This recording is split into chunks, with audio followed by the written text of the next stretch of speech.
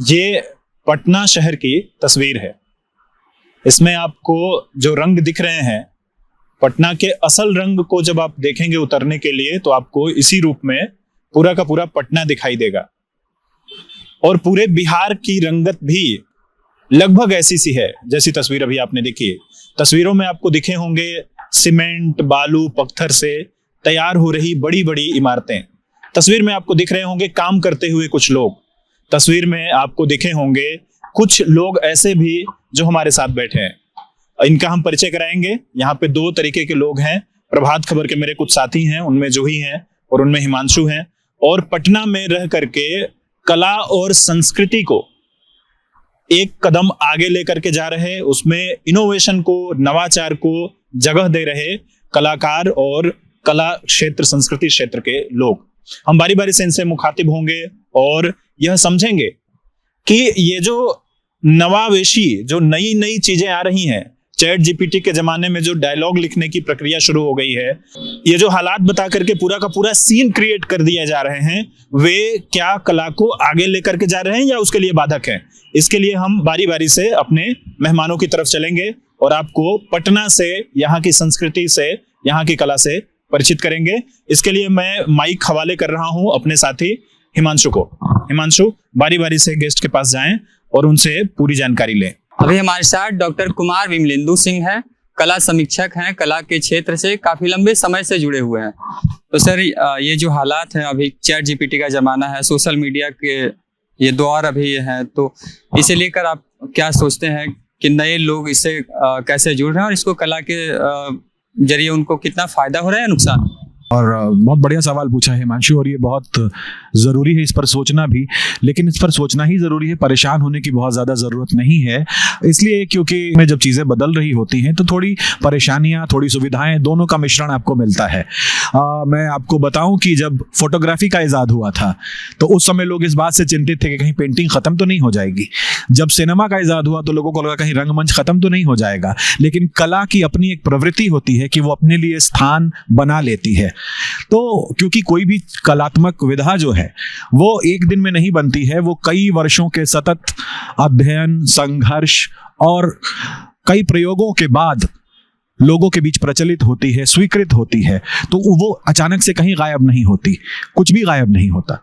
न फोटोग्राफी गायब हुई है, न चित्रकारी गायब हुई है। रंगमंच भी उतना ही अच्छा चल रहा है, सिनेमा भी उतना ही अच्छा चल रहा है। और मैं हमेशा इसको अच्छी नज़र से इसलिए देखता हूँ कि ठीक बात है कि आप कुछ सजेशंस दे देते हैं और चैट जीपीटी से पूरा स्क्रिप्ट आ जाता है या कोई नई कृति आ जाती है, लेकिन फिर भी जो इंसानी चीज़ है, जो आपको आदमी बनाती है, आदम की संतान बनाती है, वो चीज़ें रह जाती हैं। जैसे कि मोहम्मद रफ़ी की आवाज़ कॉपी बेशक हो सकती है, चैट जीपीटी कर सकता है या कोई भी एआई कर सकता है, लेकिन मोहम्मद रफी की मुड़कियां, उनके मूड ट्रांजिशंस, ये वो नहीं कर पाएगा, ये नहीं हो पाएगा। आप चाहे कितना भी कुछ कर लें, वो नहीं कर पाएगा। कविताएं लिखने की बात, आप एक मूड दे सकते हैं, लेकिन कविताओं में भी मूड का ट्रांजिशन होता है। ग्रामीण परिवेश का चित्रण आप कर सकते हैं, लेकिन चैट जीपीटी या एआई भी उन्हीं तत्वों को या उन्हीं रिसोर्सेज को खंगालेगा जो उपलब्ध हैं। उसमें इमेजिनेशन जो कहते हैं, कल्पना तत्व की कमी हमेशा रहेगी। पटना को देख रहे हैं जी, आपको क्या बदलाव नजर आ रहे हैं? पटना काफी बदला है इंफ्रास्ट्रक्चर के मामले में। लोकेशंस बदल गए हैं, बड़ी सड़कें हो गई हैं। आज हम जहां ये बड़ी लंबी चौड़ी सड़कें देख रहे हैं, यहाँ पर कभी रेलवे लाइंस हुआ करती थी, आसपास स्लम्स होते थे, अब ये लंबी दौड़ती सड़क है। जिन जगहों पे जाने में 1 घंटा 2 घंटे लगते थे, अब वहां पर आप 10 मिनट में पहुंच जाते हैं। थिएटर आगे गया है कि थिएटर पीछे चला गया है? अच्छी सड़क। थिएटर की अगर आप बात करें तो पटना एक बहुत बड़ा सेंटर हुआ करता था, कल्चरल सेंटर। तो अगर आप कलात्मकता और थिएटर की बात कर रहे हैं तो उसमें अगर गुणवत्ता की बात करेंगे तो मुझे इस बात का अफसोस है कि अंग्रेजी थिएटर नहीं होता है अब यहाँ, ना के बराबर होता है। हाँ, पहले काफी लोगों ने काम किया है यहाँ पे और अच्छा काम किया है, लेकिन जो एक परंपरा चली आ रही है, एक ही तरीके की चीजें होती जा रही हैं। बहुत अच्छे अच्छे नाट्य समूह हैं जो लगातार काम कर रहे हैं, ये सुखद है, लेकिन उसमें गुणवत्ता कितनी है इस पर विचार करना होगा, ये जरूरी चीज है। तो मैं ये नहीं कहूँगा कि पीछे हो गए हैं। आप देखें कि नंबर्स बढ़े हैं, नंबर ऑफ परफॉर्मेंसेस बढ़े हैं। 20 साल पहले जो स्थिति थी उससे तो काफी बेहतर है, लेकिन 40 साल जो पहले स्थिति थी अभी भी हमें वहां पहुंचना है। अब आप खुद सोच सकते हैं कि जिस शहर के कॉफी हाउस में बैठकर रामधारी सिंह दिनकर कॉफी पीते हों, फणीश्वरनाथ रेणु कॉफी पीते हों, उषा किरण खान रचती हों, और उस शहर में उस स्तर के साहित्य को छूने के लिए और प्रयास तो होने ही चाहिए। तो देयर इज ऑलवेज। अपनी जर्नी के बारे में भी सब बताएं। मैं इसी शहर से मेरी स्कूलिंग हुई, मैं यहीं पढ़ा, स्कूलिंग यहीं से की, लोयला हाई स्कूल से पास किया मैंने, 10वीं की परीक्षा मैंने पास की। उसके बाद आगे की पढ़ाई के लिए मैं काशी हिंदू विश्वविद्यालय चला गया, बाकी वहीं से मेरी सारी पढ़ाई हुई जो भी PhD तक की है। उसके बाद मैं देश के बाहर भी कुछ असाइनमेंट्स के लिए रहा और वापस थिएटर में टॉम ऑल्टर, गिरीश कर्नाड, इन लोगों के साथ जुड़ा रहा, not as an actor, voice over artist, कभी स्क्रिप्ट राइटिंग, तो ये सब चीज़ें मेरी रही। और मेरा रुझान चूंकि साहित्य में था और पढ़ाई भी साहित्य की थी, तो मुझे थोड़ा एज मिला और बहुत कम समय में लोगों ने पहचानना शुरू कर दिया, तो लाभ मिला उसका। तो यही मेरी जर्नी है और अभी भी मैं यही कर रहा हूँ। फिल्में देखता हूँ, उसके बारे में बातें करता हूँ, संगीत का भी थोड़ा सा ज्ञान है, तो थोड़ा थोड़ा बहुत चीज़ों का ज्ञान है, ज्ञान नहीं कहेंगे, जानकारी है, तो मैं उसी के हिसाब से अपनी ज़िंदगी चला रहा हूँ। मुझे अच्छा लग रहा है और पटना आना इसलिए सुखद है कि ये मेरा होम टाउन है, मेरा घर है, तो मैं हमेशा ये परिचय मेरे से जुड़ा रहेगा कि मैं पटना का हूँ, तो इसके लिए कुछ करना। आज के समय में कला का क्षेत्र जो है वो बहुत बड़ा मुद्दा है। चीज़ें कई हैं, इसमें डेवलपमेंट्स भी हो रहे हैं, इसके साथ ही चुनौतियां भी बढ़ती जा रही है दिन प्रतिदिन, जिस तरह से हम तकनीक के दौर में बढ़ते जा रहे हैं। तो आज इसी चर्चा पे हम शामिल हुए हैं, प्रभात खबर के डिजिटल टीम के तरफ से ये आयोजन है। हमारे बीच यामिनी शर्मा जी हैं, ये पटना विमेंस कॉलेज में असिस्टेंट प्रोफेसर के तौर पे भी BEd डिपार्टमेंट में है, और ये क्योंकि नृत्य में इनकी रुचि रही है और कई महोत्सव का हिस्सा भी रही हैं, इनका खुद का एक इंस्टीट्यूट भी है जहाँ बच्चों को ये यहाँ की कला से जोड़ने की मुहिम में लगी हुई हैं। तो इनसे इनका एक तारुफ कराते हैं कि ये अपने बारे में कुछ बताते हुए फिर हम सवाल इनसे पूछेंगे कि कला के क्या अभी चुनौतियां चल रही हैं, उन्होंने क्या दौर देखा और आने वाले समय में क्या दौर रहेगा, इस पे हम बातचीत करेंगे। तो स्वागत है यामिनी जी आपका हमारी टीम में। अपने बारे में विशेष क्या, मैं पटना की हूँ और कथक डांसर हूँ, शुरू से इसी लाइन में ही रही, संगीत भी रहा, चित्रकला भी है, मतलब कलाकार हूँ। कलाकार सौंदर्य और कल्पनाशीलता से आता है। अगर हम इसी इमर्जेंस की बात करते हैं, टेक्नोलॉजी, नई जो तकनीकी आ रही है हमारे सामने, तो AI यदि आ जाता है तो हम उसका एडवांटेज लेते हैं, ये अच्छी चीज़ है। लेकिन जैसे भाई साहब ने अभी कहा ना कि वॉइस ओवर करते हैं, तो अब तो वॉइस ओवर इनकी वो जा सकती है, या मैं भी voice over drama voice proved हूँ, तो ये लैक है। यहाँ पर भावात्मक और संवेगात्मक जो संबंध क्रिएट होते हैं हमारे और दर्शकों के बीच में, वो रह जाएगा। और जो रचना होती है, और कलाकार तभी होता है जब वो रचता है नई नई चीज़ों को, एक ही थीम एक ही होगा लेकिन वो रचेंगे, नई तरीके से करते हैं काम को, तो वो रह जाता है। और अगर एडवांटेज के तौर पे देखें तो ये बहुत अच्छा है कि हम रियाज करने के लिए उन ऐप्स का यूज़ कर सकते हैं जहाँ लहरा नगमा बजने वाले हों, तो वो हम सिर्फ रियाज के लिए, सीखने के पर्पज से नहीं। फिर हमारा कनेक्शन जब हमारे गुरु से नहीं होता है ना, तो हम वो डेवलपमेंट हमारा वो वैसा नहीं होगा। क्योंकि ये परफॉर्मिंग आर्ट है, जब तक हम बहुत अच्छे से सुनते नहीं हैं, बहुत अच्छे से देखते नहीं हैं, ऑब्जर्वेशन सबसे हाई होना चाहिए। जब हम पढ़ाई कर रहे हो तभी, चूंकि मैं BEd को पढ़ाती हूँ, BEd के सिलेबस में performing and visual art in school education, ये एक पेपर है। वहाँ मुझे परफॉर्मर नहीं बनाना है लोगों को। वो 1 साल 2 साल जो कोर्स कर रहे हैं, एक सेमेस्टर वाइज है, तो 3 महीने में मैं उन्हें कलाकार नहीं बनाऊंगी। लेकिन कला को समझने लायक बनना है, ताकि वो अपने स्कूल, जब वो स्कूल जाएं तो बच्चों को वैसा तैयार कर सकें। अब यहाँ बात ये आती है कि हमने कई प्रोजेक्ट ऐसे दिए जिन्होंने AI का सहारा लेकर बहुत अच्छा सुंदर वीडियो की क्वालिटी बहुत अच्छी मिली मुझे, तो मुझे ये लगा कि टेक्निकली इनहेंस हुए हैं, ये बहुत अच्छी बात है, लेकिन उसका यूज कहाँ करना है, कैसे करना है, ये भी समझने की आवश्यकता है। आप बहुत अच्छी अच्छी वीडियोस बना दें, फिल्म बना दें, लेकिन जो इतने हैंड्स हैं हमारे, कहीं ज़्यादा डायमेंशनली हम सोच पाते हैं, ह्यूमन बीइंग सोचता है, तो और हम अपनी ही चीज़ों को पुट करते हैं AI में।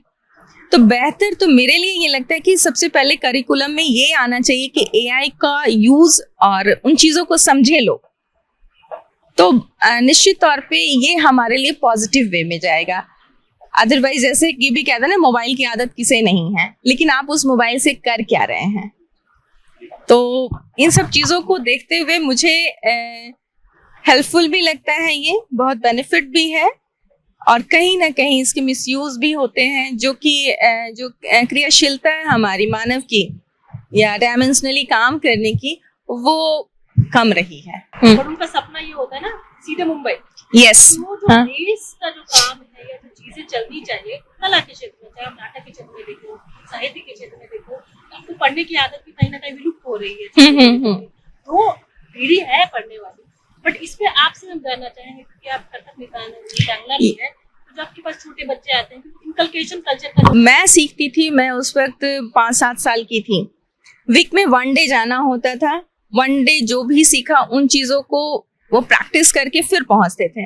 अब है मैम वीडियो भेज दीजिए, मैम वो दिखा दीजिए, आप अपना बीच में एक बार ऑनलाइन कर लीजिए। तो इस तरह से क्या ना, हम बच्चों की थिंकिंग को कम कर रहे हैं, उनको क्रियाशील नहीं बना पा रहे हैं। काम आउटपुट आपको मिल रहा है, लेकिन बच्चे सोच नहीं पा रहे हैं, और जिस चीज़ का चिंतन नहीं करेंगे ना, उसका रिजल्ट वैसा नहीं आएगा, मुझे ऐसा लगता है।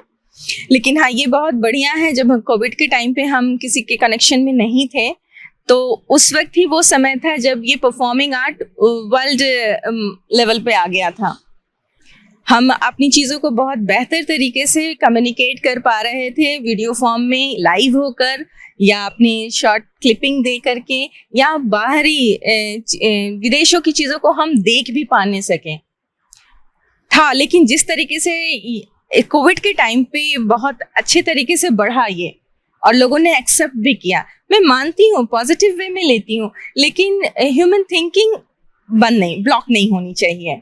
करते चले गए, 1 वीक हमने प्रैक्टिस किया, हो सकता था कि नई चीज़ें खुद भी ईजाद कर लेते थे उस 1 वीक में, और गए तो हमारे गुरु इससे अप्रिशिएट भी किया कि यस ठीक है, ये अच्छा जा रही हो, तुम्हें ऐसे बताया था, तुमने तो ये भी कर लिया। तो ये चीज़ें अब बच्चे शायद नहीं कर पाते हैं, क्योंकि मैं तो छोटे बच्चों को भी सिखा रही हूँ, और ये 25 साल आप समझ रहे हो कि लंबा एक्सपीरियंस है एक तरह की का।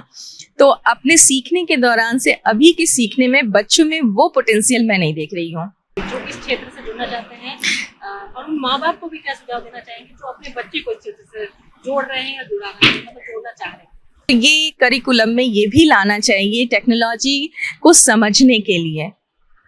ऐसे एनसीईआरटी की तरफ से है भी, और ये यदि करिकुलम में आता है तो हम किसी चीज़ का यूज़ जब समझ जाएंगे ना, तो फिर हम सही दिशा में बढ़ेंगे।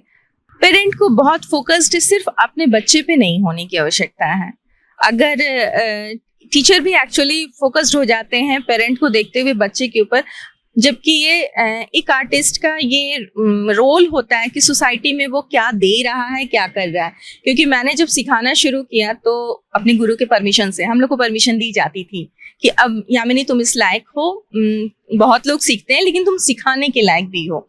तो ये परमिशन पहले मिलता था, अब शायद नहीं दे पाते हैं हम लोग तो वो एक दौर था कि हाँ, इस तरीके से आपको उस लाइन में आना है, और ये रिस्पॉन्सिबिलिटी बनती थी कि आपने जो सीखा है वो सोसाइटी को दीजिए। तो नेशन ऐसे नहीं बनते हैं ना, उनको बनाने के लिए कई बुद्धिमान लोग जो कहते हैं वो एकजुट होते हैं, उस पर विचार करते हैं।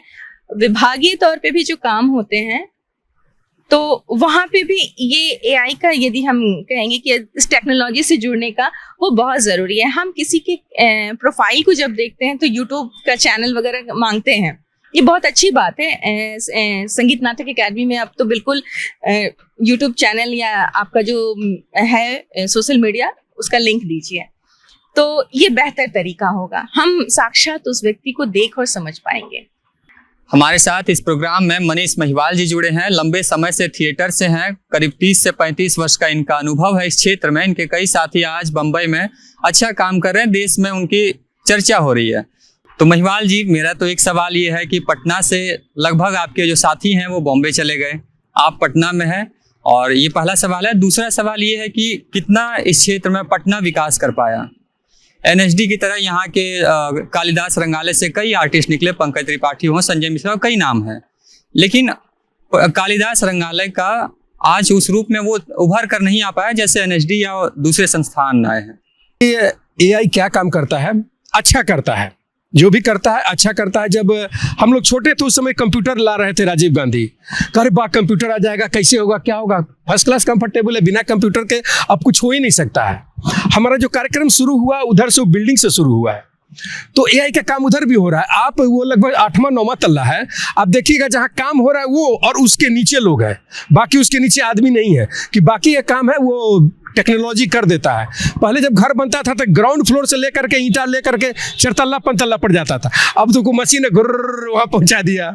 वो ढलैया करना है, वो आया 2 घंटा में कर दिया, तो वो काम करता है। इसमें थोड़ा सा मैन पावर घटता भी है, मैन पावर घटता है, लेकिन जो मैन पावर रहता है उसको मेहताना हमको लगता है थोड़ा बढ़ करके या डबल ट्रिपल मिलता है, तो मोटा मोटी घरेलू स्तर पर वो मैनेज कर। और ये भी जो आ रहा है एआई असर करेगा नहीं है, उस आदमी को लोग एआई ले आती है और वो एक्ट करता है, और इमोशन देख करके हमको ऐसा नहीं लगता है कि रियल इमोशन नहीं आता है। हाँ, अभिनय का कोई मतलब गहराइयों का कोई अंत नहीं होता है, तो हो सकता है कहीं जा करके लग रहा है कि वो चीज नहीं आ रहा, लेकिन एक एवरेज आम आदमी को देखने सुनने लगता है अच्छा कितना अच्छा वो एआई का, अमिताभ बच्चन रो रहा है, शाहरुख खान रो रहा है, कितना अच्छा, कोई फर्क नहीं पड़ता है। पंकज त्रिपाठी बॉम्बे कहाँ चला गया, यही न था, और हम कहे नहीं गए। नाटक हम लोग किए रणधीर के साथ, तो उसमें कुछ कैरेक्टर था जिसमें वो कर, तब उसको लगा कि नहीं मनीष भैया भी अच्छा कर सकते हैं। उस लड़के के साथ एक तो बोलता बहुत अच्छा था, ये एक मधुर भाषी होना बहुत अच्छा बात है, ये उसमें टैलेंट था। मैं बॉम्बे क्यों नहीं गया, इसका मुख्य कारण ये है कि अक्सर हम राज कपूर वाला गाना गाते कि जीना यहाँ मरना यहाँ इसके सिवा जाना का।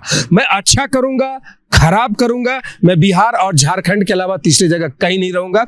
ये बात मैं अभी नहीं कर रहा हूं। जब ईटीवी जो चैनल आई थी वो शुरू हुई, भोजपुरी का वो बूम, ससुरा बड़ा पैसा वाला बूम किया, उस समय हमारी कई फिल्में आ चुकी थी।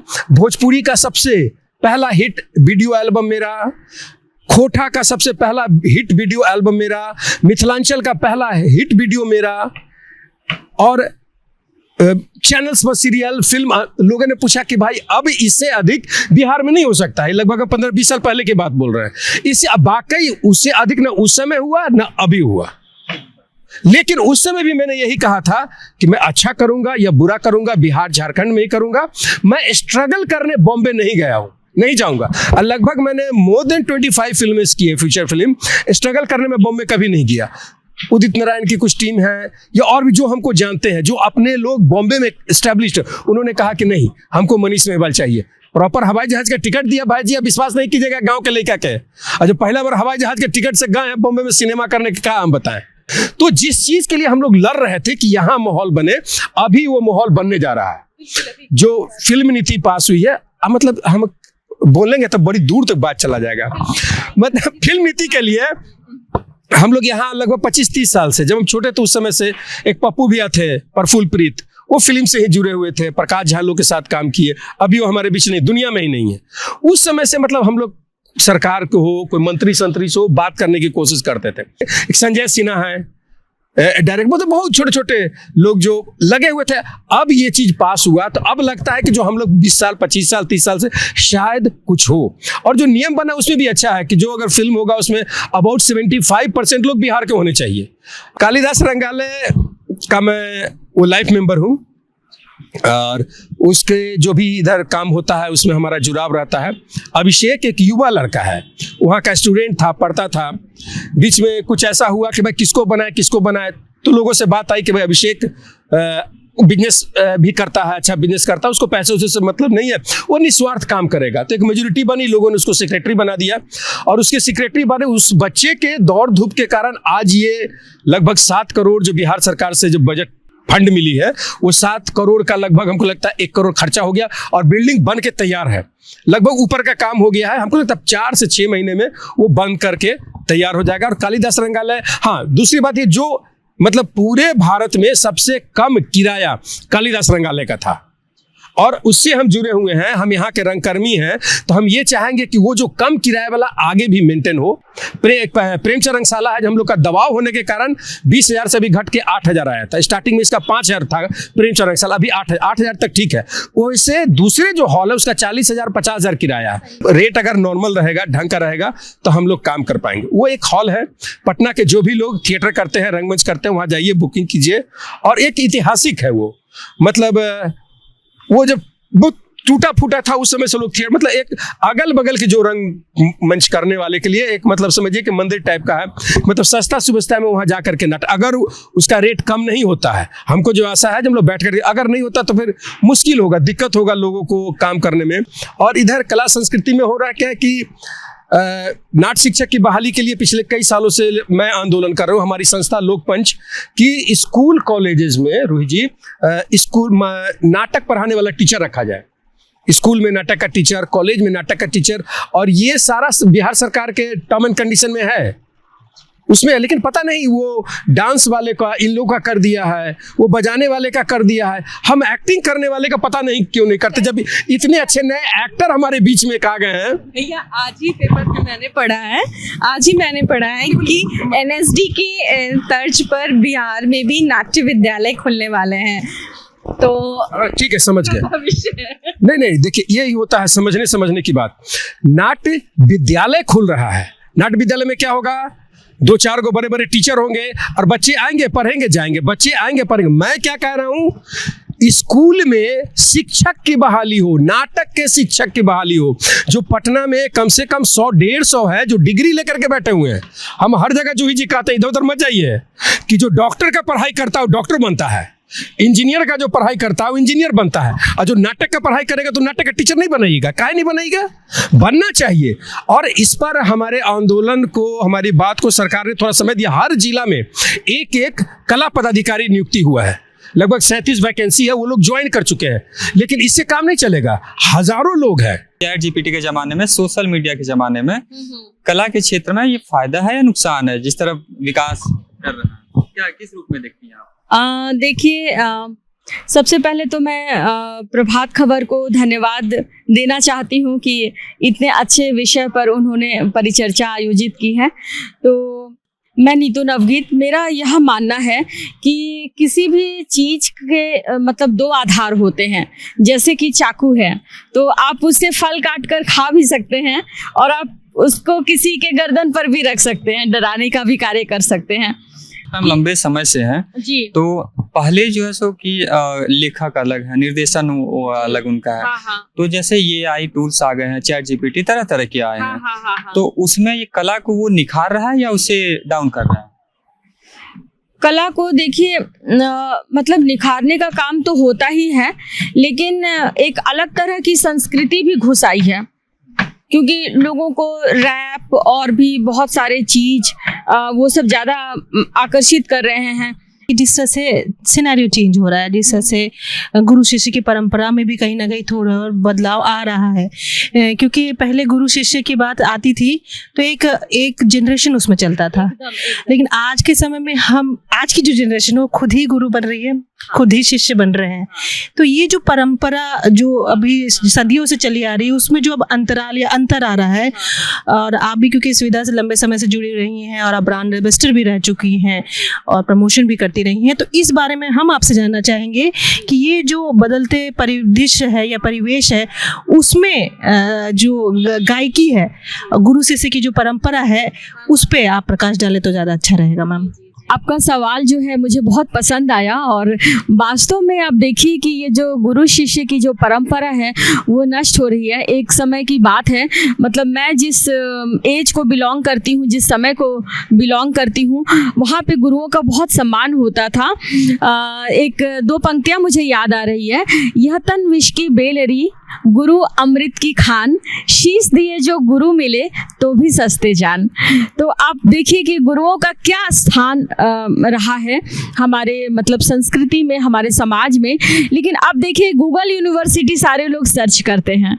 अच्छा, सिर्फ सर्च ही नहीं करते हैं, उसकी जानकारियों के आधार पर मास्टर भी बन जाते हैं। वो दावा भी ठोकते हैं कि उन्होंने गूगल में सर्च करके ये तथ्य निकाले हैं और वो ही सही हैं, और जबकि वो बहुत सारी बातें गूगल में ही जिसने भी डाली हैं, कुछ निराधार चीज़ें भी हैं और बेबुनियाद बातें भी हैं। लेकिन क्या हो गया है ना कि गूगल यूनिवर्सिटी ही अभी बन गया है लोगों को सिखाने के लिए, तो लोग खुद गुरु बन जाते हैं उससे अध्ययन करके। लेकिन यह वास्तविकता नहीं है। मुझे लगता है कि आप अगर सही मार्गदर्शन चाहते हैं, किसी भी विधा का सही सही ज्ञान चाहते हैं, तो आप उस विधा के गुरुओं से संपर्क करें, आप सीखें, पेशेंस रखें। और सबसे बड़ी बात है कि जो पेशेंस नहीं है ना लोगों में, रातों रात चमक जाना है, सितारा बन जाना है, स्टार बन जाना है, तो ये जो है मतलब युवाओं को दिग्भ्रमित कर रही हैं ये चीज़ें। और माता पिता भी जो हैं वो मतलब इस पर ध्यान नहीं देते हैं, बच्चे तो बच्चे ही हैं। तो लेकिन आप सोशल मीडिया के माध्यम से, अपने प्रभात खबर के माध्यम से इन बातों को आप लोगों ने उठाया है, यह देखकर मुझे बहुत खुशी हो रही है। मैम का सीधा कहना था कि सफलता का कोई शॉर्टकट नहीं होता और आपको ज्ञान चाहिए, मार्गदर्शन चाहिए, तो उसके लिए गुरु आवश्यक हैं। इस बातचीत को कंक्लूड करते हैं। इससे पहले आप लोग गायिका हैं, तो एक बिहार की संस्कृति पर कोई अगर गीत हो जाए। जी गंगा घाटे करब छठ के बरतिया, मांगिला स्वच्छता के वरदान, मांगिला स्वच्छता के वरदान। गंगा घाटे करब छठ के बरतिया, मांगिला स्वच्छता के वरदान, मांगिले स्वच्छता के वरदान। देखिए, जो परफॉर्मिंग आर्ट है ना, जिसमें हम स्टेज पे उतरते हैं और हम एक कला को प्रदर्शित करते हैं, अगर आपको किसी देश, किसी शहर, किसी भी स्थान के बारे में अगर अच्छे से जानना हो कि इस जगह पे क्या स्थिति है, तो उसको जानने के लिए कुछ मत करिए। आप वहाँ पे जो थिएटर चल रहा हो, जो भी म्यूजिक का कार्यक्रम हो रहा हो, उसमें चले जाइए। आपको उस शहर की लगभग रंगत का अंदाजा लग जाएगा कि शहर कैसे मूव कर रहा है। तो अमूमन जब हम मेरी जो बैठकी है वो रांची में कई बार होती है। अभी मैं पटना में आया और मेरी रुचि हुई कि मैं जरा पटना को समझूं, जानूं। तो मेरे जहन में आया, मैंने लोगों से बातचीत की, तो सबने कहा, मेरे प्रभात खबर के साथियों ने, कि एक काम करिए, वहाँ के जो कला और संस्कृति के लोग हैं उनको बुलाइए, उनके साथ बैठिए, उनसे बातचीत करिए, आपको काफी कुछ अंदाजा हो जाएगा। ये जो परिचर्चा हमने आयोजित की थी, उसी बात को ख्याल में रख के की थी। एक चीज का जिक्र करूंगा कि जब जब कभी किसी देश पर, किसी समाज पर आपदा आती है ना, सबसे ज्यादा दिक्कतें आती हैं, सबसे ज्यादा परेशानी आती है, तो वहां पे अगर सबसे कारगर कुछ होता है तो वो होता है कला और संस्कृति के क्षेत्र में होने वाले परफॉर्मिंग जो काम वहां पे हो रहे हैं। उसमें कोरोना का समय था, आप लोगों ने अभी हाल में ताजा है देखा होगा। उससे पहले भी देश में इमरजेंसी भी थी, उससे पहले भी कई तरीके की आपदाएं आती रही थी। आप ध्यान से उनका मूल्यांकन करेंगे तो आप पाएंगे कि उन जगहों में जो कला ने योगदान दिया होगा, जीने की जो आस पैदा करता है, वो वहां का कला होता है। तो अभी कोविड समय का एक छोटा मुझे याद आ रहा है, एक विदेश में कोई डांस का प्रोग्राम था, वो पहले से वहां पे फिक्स था कि इस तारीख को होगा। जिस तारीख को होना था उस समय लग गया कोविड का लॉकडाउन लग गया। तो वो परफॉर्मर आई और उनके सामने कोई भी दर्शक नहीं थे, और उन्होंने अपना पूरा जितना उनका परफॉर्मेंस था, उन्होंने पूरी परफॉर्मेंस दी और फिर वो वहां से चली गई। इस एक तस्वीर ने आने के बाद उस पूरे देश में हिम्मत जगाई, लोगों की जिजीविषा बढ़ाई कि नहीं, आप जमे रहिए, जो चीजें होंगी आगे आने वाले समय में ठीक होंगी। बिहार के लिए आपने ढेर सारी बातें सुनी। आपको मतलब यह कहते हुए ऑन कैमरा कई बार दिक्कत होती है। बिहारी जो शब्द है, बिहारी, बहुत सारे लोग इसको गाली के पर्याय के रूप में इस्तेमाल करते हैं, भाग बे ऐसे करके। तो वहां ऐसी जगह में रहते हुए अपनी कला को जिंदा रखना और अपनी कला को पकड़ के रखना और कहना कि हम तो यहीं रहेंगे और हम करेंगे इसे। तो अभी जब हम बातचीत कर रहे थे अपने तीनों मेहमानों से, तो तीनों ही लोगों में एक जने बाहर गए लेकिन लौट के आए, फिर उन्होंने कहा कि नहीं, मैं तो यहाँ रहूंगा।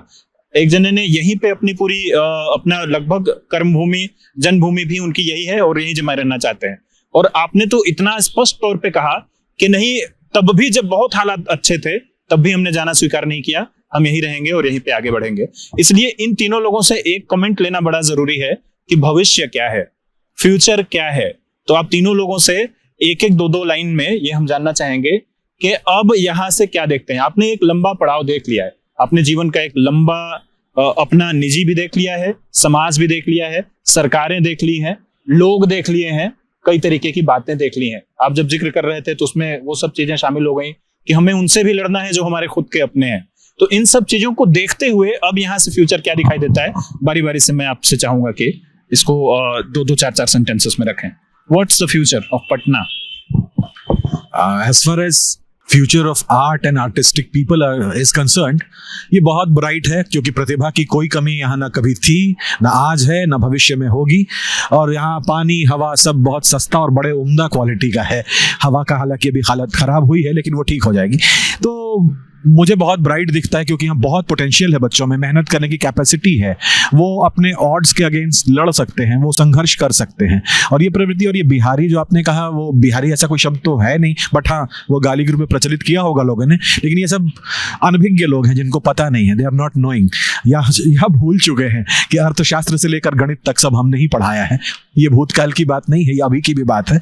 एक से एक दिग्गज हुए हैं भी और आगे होंगे भी। तो मुझे बहुत उज्जवल भविष्य दिखाई देता है, बशर्ते आप अपनी चीजों से प्यार करना सीखें और उसमें संवर्धन करने की चेष्टा लगातार करते रहें। और जब आप किसी चीज़ को अपना मान लेते हैं तो उसको बेहतर स्वरूप दे पाते हैं।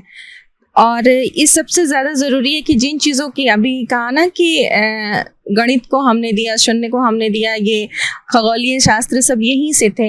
तो इन चीज़ों को समझने और जानने के लिए एआई जो टेक्नोलॉजी, एआई को छोड़ते एक टेक्नोलॉजी जो इन्हांस कर रही है, वो हमारे गांव के दूर सुदूर तक पहुंच रही है और बच्चे इसको समझ रहे हैं। ये भी मैं देखती हूँ। थोड़ा पॉजिटिवनेस के साथ चीज़ों को एक्सेप्ट करना है, समझना है और तब उसे अप्लाई करना है।